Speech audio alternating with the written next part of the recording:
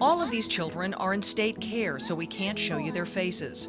We can tell you their stories of abuse and neglect, often at the hands of the people who gave them life. They're scared, they don't know what's happening, they've needed to leave family, even though the family that they are leaving may have very serious problems. It's the only family they know. But for a time, they find a surrogate family at Sally House, an emergency shelter run by the Salvation Army. This is one place children go immediately after they're removed from their home until they find a more permanent placement. Ashley Rhodes Corder is 21 and a senior at Eckerd College. She's working on a double major and a double minor. She carries a 3.8 GPA and has earned some of the most prestigious academic awards in the country. She was just named to USA Today's College Academic First Team. Impressive in and of itself, but even more so given her history. I spent almost 10 years in foster care, and during those 10 years, I lived in 14 placements. Ashley says some of the homes were okay, others were a nightmare. But some were terribly abusive, and later we found that 25% of my foster parents became convicted felons. One became a pedophile, one was arrested on drug charges, and I was in one foster home that had 16 kids in a trailer with 2 bedrooms.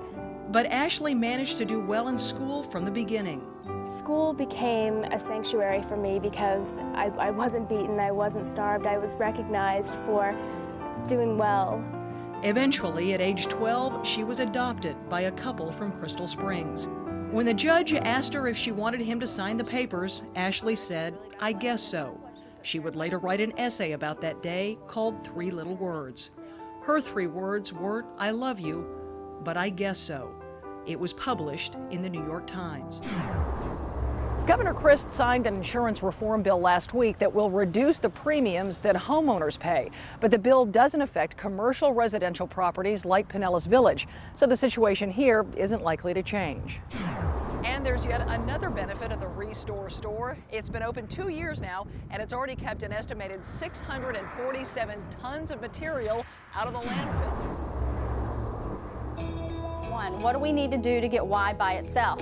After 19 months of cancer treatments, Pat Pedraja is back in class with a full head of curly brown hair. I'm feeling very, very good. Pat was diagnosed with leukemia last year. He made national news when he sold ad space on his then bald head to cover the cost of being tested for the bone marrow registry. After he watched a friend die waiting for a bone marrow transplant, Pat launched Driving for Donors.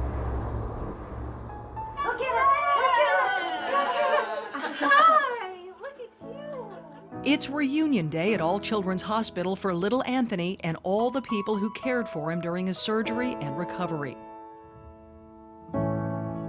Anthony was discharged a week ago after receiving a heart transplant on March 2nd. His family remembers that phone call. "We have a heart, we have a heart." And I'm yelling and screaming. My husband comes running down the stairs. "What's wrong?" "They got a heart for Anthony." Anthony received the 100th heart transplant at All Children's. If all goes well, Anthony will be medically ready for adoption in 6 months. Until he finds a forever family, Melody will provide him with the medical care he needs and a loving hand to hold through whatever the future may bring. It's just a whole different feeling, a whole different life, a way of life, being free.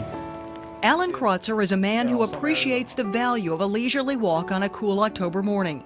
He spent more than 2 decades behind bars for a crime he didn't commit. His story caught the attention of St. Petersburg realtor Elizabeth Alstead. She vowed to help the man she'd never met. I thought about it and I was like, wow, to spend 24 hours in a prison cell would be terrifying, let alone over 24 years. And it just moved me to tears. She found him an apartment and paid the rent. Now she's donating her commissions on the luxury home she sells. She wants to buy Alan Kreutzer a house. Alan finds it hard to believe that all of this is real and that someday he may have a home of his own. It's just another one of those blessings. It's one of those things that, God has put before me. I hope it materializes. I pray about it. I would love to have it. In St. Petersburg, Jennifer Howe, Tampa Bay's 10 News.